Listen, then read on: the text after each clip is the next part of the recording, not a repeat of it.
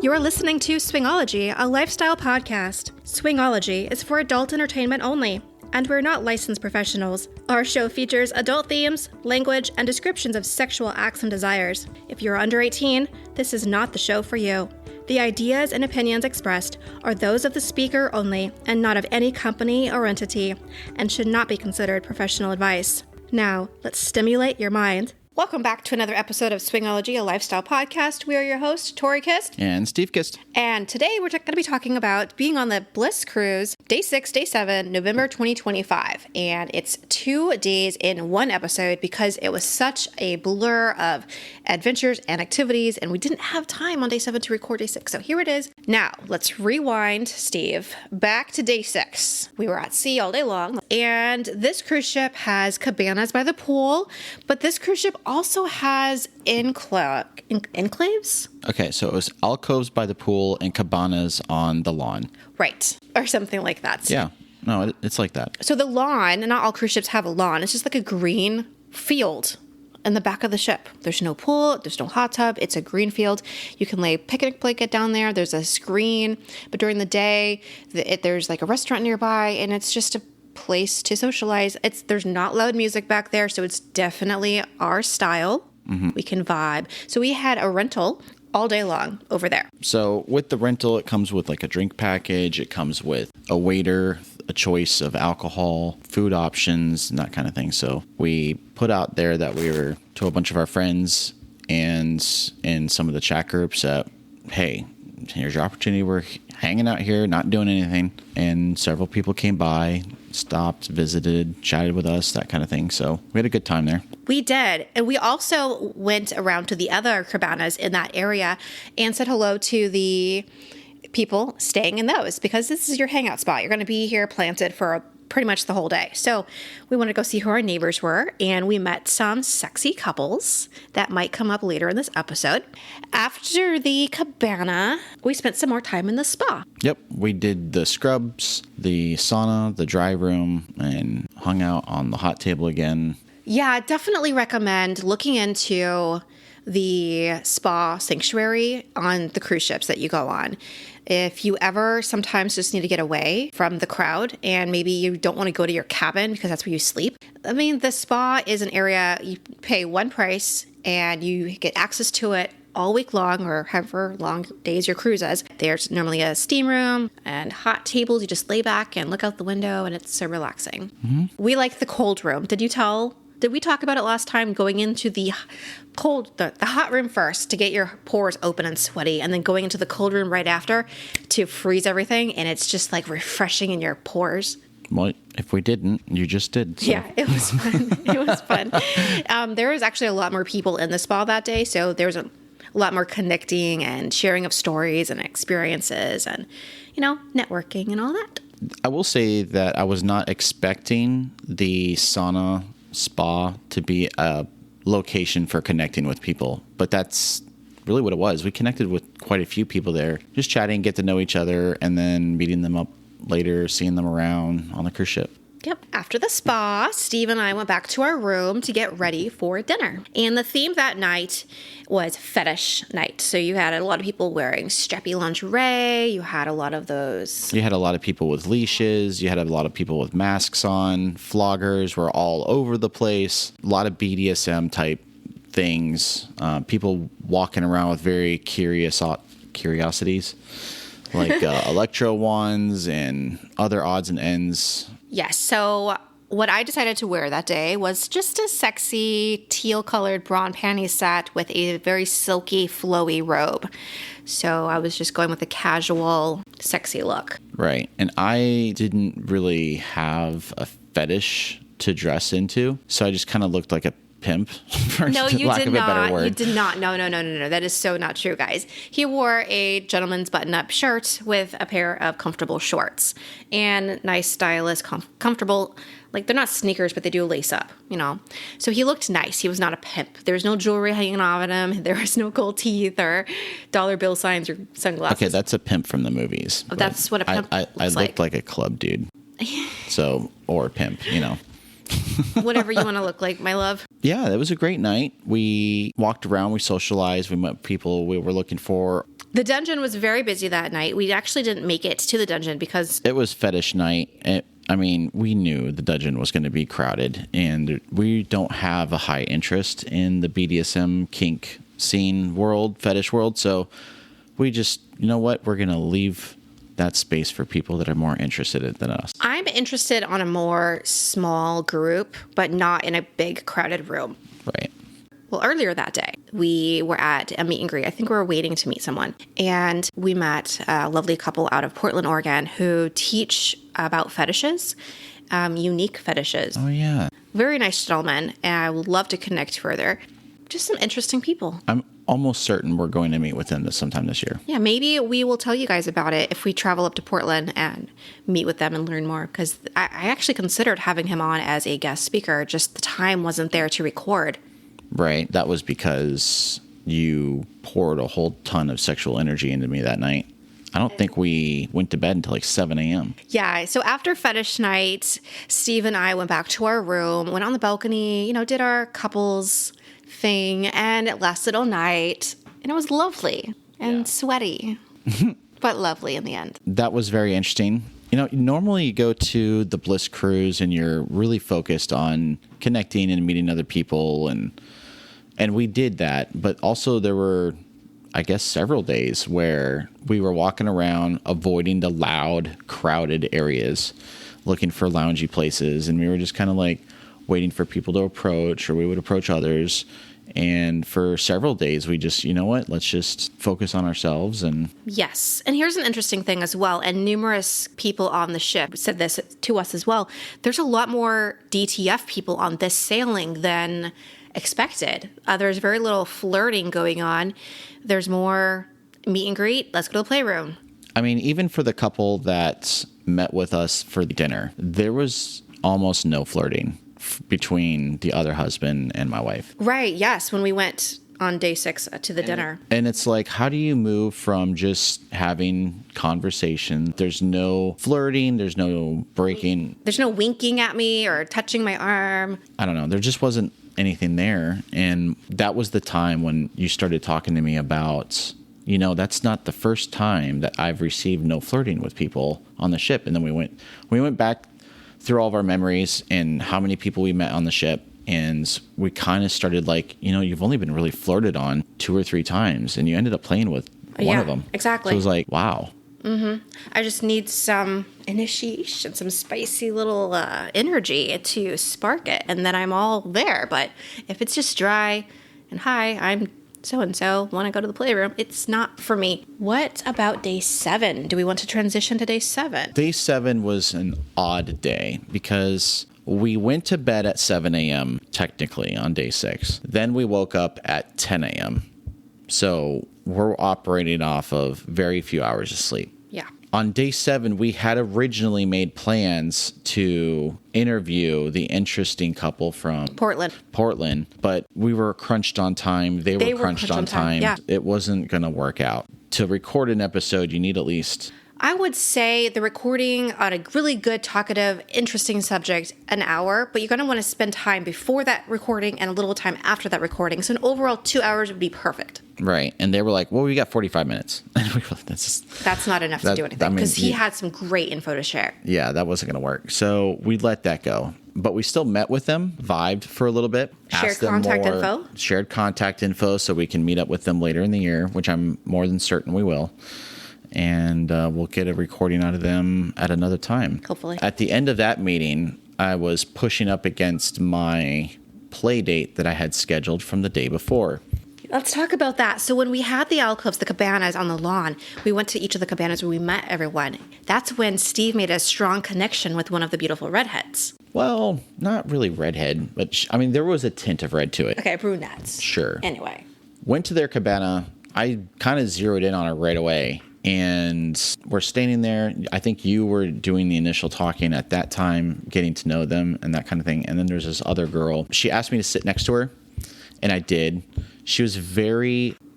Forward was a good way to put it. And I don't mind forward. In fact, sometimes I prefer forward. I even like forward. Forward is good. But my eyes are already on the other girl, right? So I'm getting this really forward energy I typically like from a girl, which, I mean, I don't know. Could be, possibly. But I wasn't looking at her. I was looking at the other one. And it almost came across as distraction, maybe? Yeah, she was kind of a distraction at that point. Me and the other girl that I had an interest in already had made some eye contact. There's already some smiles, and there's already like some sexual chemistry tension growing. And I knew that there was something there, and I didn't want to spend a whole lot of time pushing that energy somewhere else. Anyway, so we got their contact information, I think, through the Bliss app. And later that day, I sent a message. Yes, you did. You started chatting with them about me possibly being a hot wife for them. Right. Because you actually... Okay, that's true. That's right. Thank you.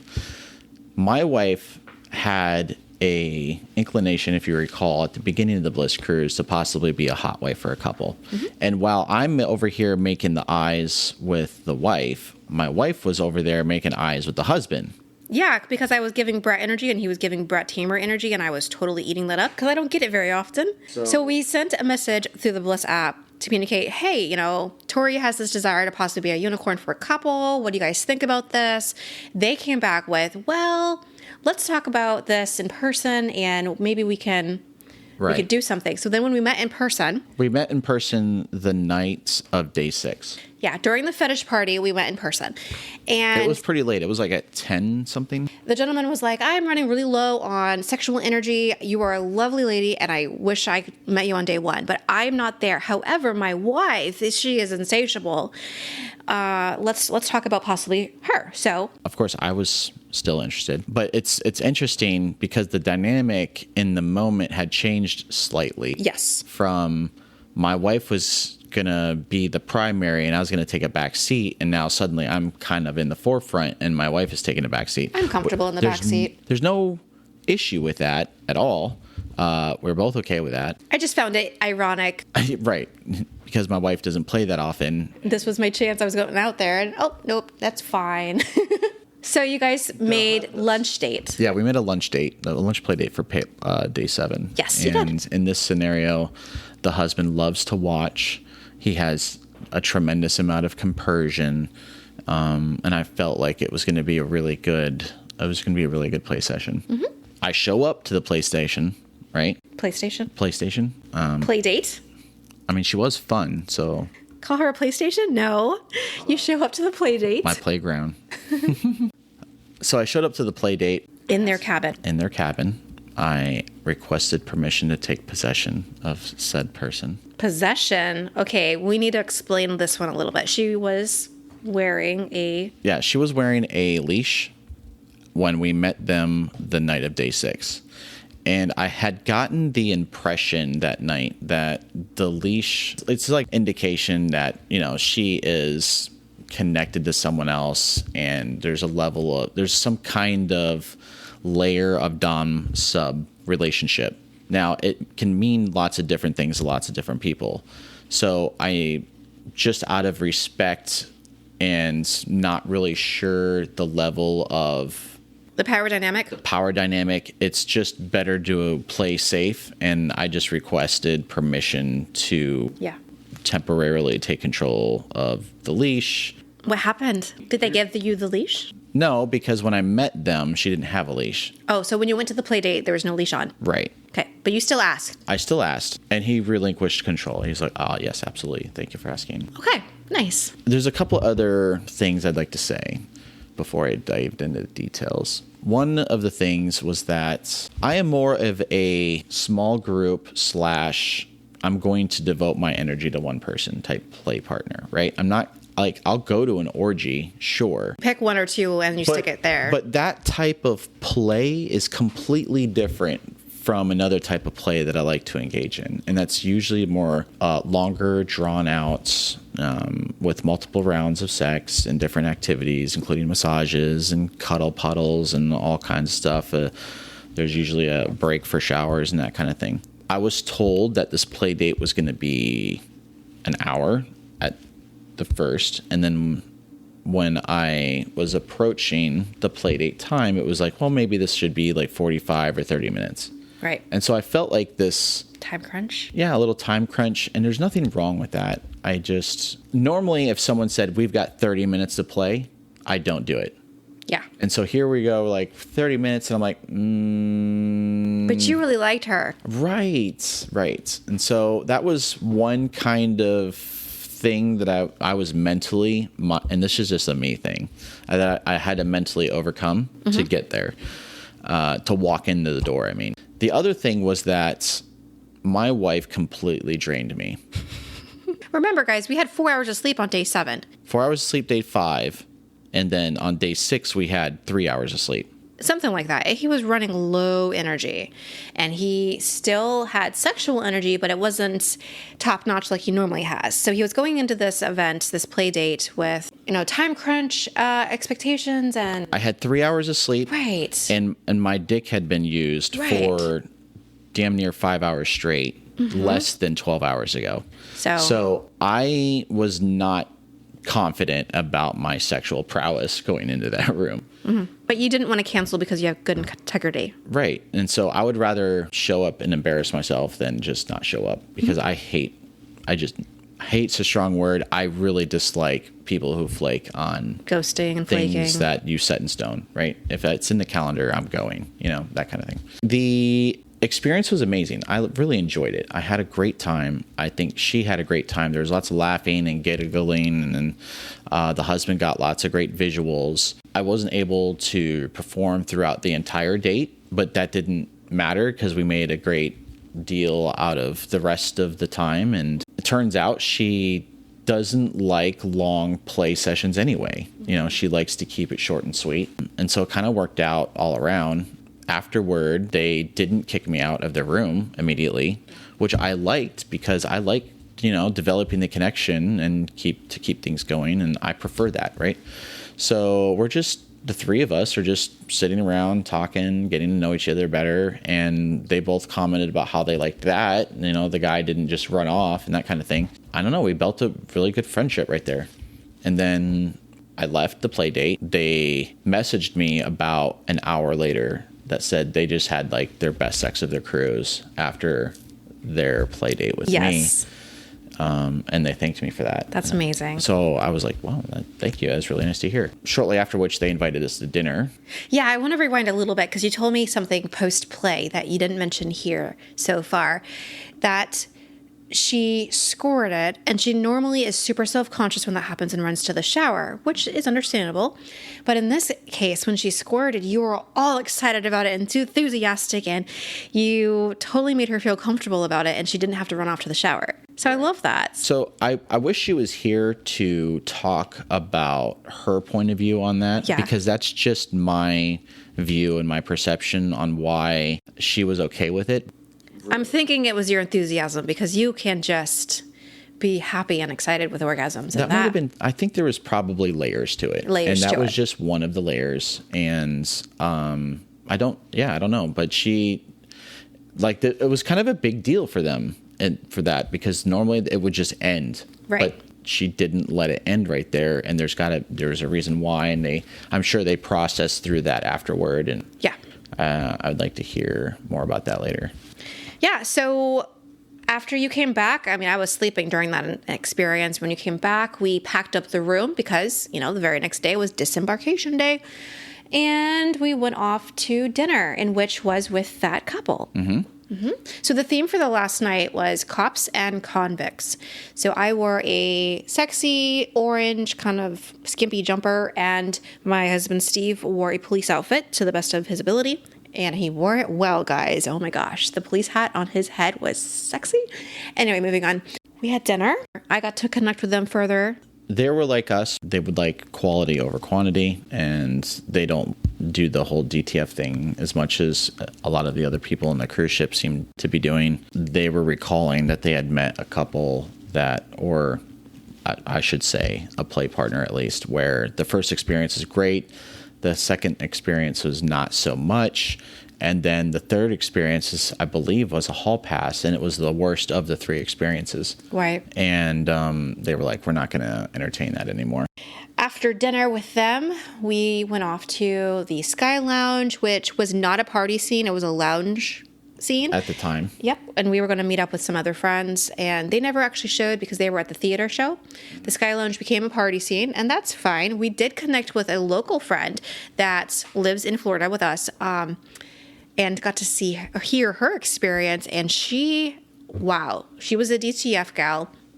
Had so many amazing, sexy experiences. I'm so happy for her. She was just lighting up like a Christmas tree, telling us these experiences. I've never seen anyone so happy about how much sex they were having with so many people in a short amount of time. Ecstatic. She was just beaming. So, like, she would be in the playroom with the partner, and her husband would be in the Sky Lounge just meeting other guys, getting information. Or she'd come out, he'd have a new person. She was like, oh, there's more. And she'd go in. It's like, wow. Yeah, so that dynamic was perfect for them. It really is. Literally, she would go into a one-on-one with a guy. The husband's out and about looking for another guy for his wife. He would find one and said, okay, meet me here in our cabin in 90 minutes. And then she would come out of her play session, grab a bottle of water, and walk into their cabin into another one, during which time he goes back out, finds another guy, says, meet me at the solarium playroom in 30 minutes. Yeah. Wife comes out. Maybe there's a little break, maybe there's not. She goes literally, she was talking about how she was almost late to one of the play dates because she had to like run across the boat to get there. She comes into that playroom panting and then excited and jumps right into that one. And she's like, I had sex like 4 times before lunch. And it was like, I was like, wow. She probably outsexed everybody on that ship. For real though. And I'm so happy. They just entered the lifestyle this year. So they're just diving headfirst. Right. So it was their first Bliss Cruise. Yes. They just entered the lifestyle less than a year ago. Yeah. And they are loving. I would like to ask them some questions about how that's affected their relationship and all that. But the husband was into it, He was into it. And every day, 4:00, they were in the spa sanctuary, scrubbing each other up and spending time connecting in the sauna. And in one of the events, actually, she played in the sauna. Remember, it was steamy, and she was like, I don't know how they could do that because it's a hot, steamy room. How do you exert energy? And I don't know. I'd be more worried about I have no clue. Is that healthy? I don't know. But my point here is that we might have an experience on the cruise ship, and you might look at it and hear it and wonder, well, that sounds not like I would like it. But this other woman had a whole different experience. So it is what you make it. Right. Yeah. I mean, if there's anything to take away from the recordings of all the Bliss Cruise episodes, it's that the Bliss Cruise is what you make of it. You specifically are not Tori, I'm not a DTF person right now. You're more of a sapiosexual. Definitely sapiosexual. Myself, I'm much closer to the DTF spectrum, but I still need to develop some kind of, interest, chemistry exchange. I need to have some kind of initial energy exchange before. I could definitely do a quick 15 or 30-minute drink at a bar and then go play. That's absolutely possible, but not you know what though? What is it? It's odd because if I'm in a playroom and I'm playing with you next to another sexy couple, I don't need to know their name. I'll play and I'll go. Are you talking about swapping? Yes. Okay, so let me repaint. You and I could go to the playroom. We're playing. On the bed next to us is another couple playing, and we ask to swap, and then we do our thing, and then we leave. Yes. You know why? I think it's because there's no time to think about it. There's no time to Spontaneous naughtiness? Yeah, it's more of a spontaneous thing. You're already having sexual energy. You're already in the moment. You're already in the mood. And you don't have to think too much about anything to just move your body a couple feet to the right and play with. Well, the alternative is going to a meet and greet, shaking someone's hand, and saying, let's go to the playroom. That's not very sexy. But in the act, in the playroom, that is more sexy. I don't know. I'll have to process that a little bit more. You've been changing a lot over the year. Even last year, you went to on the Bliss Cruise, you went to the playroom to walk around just to see if there was anything for you. This time you didn't do that at all. I didn't. Yeah, I never walked into the playroom as a single guy looking for mischief. Looking for play. Right. I don't think I did that. No.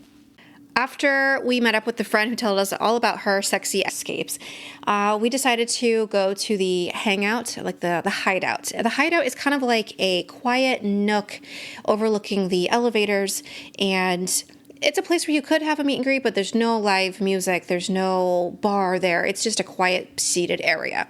with a great visual. And Steve and I replayed the memories of each day and talked about who are the favorite people that we've met, their favorite experiences, what we could have changed, and that sort of thing. So the favorite person that I met, so I'll share this, on the cruise ship is definitely the couple out of Portland, Oregon, who I'm probably going to be flying up there later next year to learn more about them, because they just seemed so interesting to my sapiosexual brain. That's my favorite person that I met on the cruise. Steve, the favorite person that you met on the cruise is the lady that you played with the leash. That's what you had told me. You were like so tired. You were almost zombie-like when you were talking. Do you remember this conversation? Mm-hmm. I think I mentioned two people. First, I didn't say her specifically, an individual, I believe. I think I mentioned them as a couple. Oh, yeah. Because the husband, you mentioned the couple. Yeah, the husband. Right. I don't know. I feel like it wasn't as initial as I had with the wife, but like his energy and his enthusiasm for his compersion and everything else, and the sense of he's just the guy that other guys could look at and know that, like, okay, he's a guy and I can trust this dude. He's also a doctor, so there's something there too. The other people that was my favorite new people that I hadn't seen before, that I was just now meeting for the first time, was a couple that had listened to one or two of our podcasts. Yeah. Were very enthusiastic. We met at the bar when you were sleeping one of the nights, and they wanted to go play like at that moment. And they were considering canceling their appointment because we were just vibing so hard. They didn't want to be at their appointment that night. The wife wanted to leave immediately. The husband wanted to as well, but he was like, listen, we don't flake. And I was kind of glad to hear them say that, because, you know, I'm that same type person. Like, I don't flake either, right? And so I was kind of like, no. And maybe I kind of pushed them to stay. I was like, no, don't break your appointment. Keep your appointment. Make it short if you want to. You know, that's up to you guys. I'll be available for hours later. Just send me a message. And they never sent a message. And I asked to meet up with them later. They said, absolutely, let's do it. But nothing firm was set in stone, and we never ran into each other. But even though play never occurred with them, like, I really enjoyed their vibe, and I got to know them very well, and there was lots of good flirting. Amazing. When it comes to packing for the Bliss Cruise last year and this year, and looking forward to possibly to next year, I feel like I've overpacked. I'm going to bring a lot less clothes. I'm going to bring a lot less shoes. And I think we had plenty of sweatbands. That's funny. What about you, Steve? Would you change anything of our packing? I probably overpacked casual clothes, honestly. Yeah. Also, our memory of the last cruise on the pool deck at night when we were stargazing, that kind of thing, it was much colder. And we were worried about more cold weather nights on this cruise than we were last cruise, in which case it was still windy, but it wasn't as cold, and we didn't need the cold weather stuff. Yeah, absolutely. All right. Well, that summarizes the week on the Bliss Cruise, and we definitely are already booked on the November 2026 cruise. So if you're going, be sure to say hello to us. We'll be happy to talk and connect with you. Thank you so much for listening and tuning in to Stimulate Your Mind. Stimulate your mind. Bye, guys. Thank you so much for listening to Swingology. I'm truly honored to have you as a listener. If you liked what you've heard, consider subscribing to our podcast or connecting with us on social media. The links can be found with the episode show notes. This is Tori Kist, reminding you to stimulate your mind.